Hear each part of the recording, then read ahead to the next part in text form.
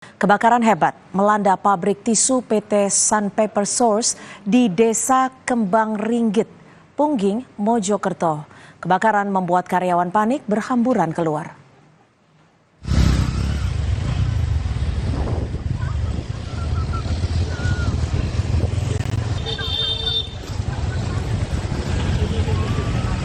Kebakaran terjadi Kamis pukul 9 pagi.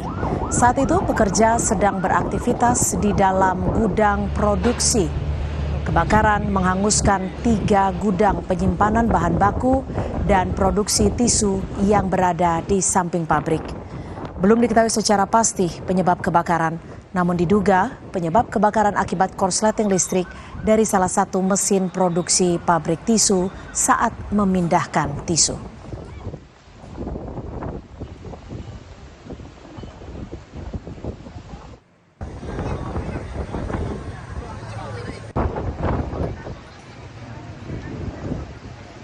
Lima 15 unit mobil pemadam kebakaran Mojokerto saat ini terus memadamkan api di pabrik tisu PT Sun Paper Source dan PT Superior Prima Sukses. Cuaca panas dan embusan angin kencang serta material kertas membakar 3 gudang pabrik tisu ini. Titik api pertama kali muncul di gudang paling timur.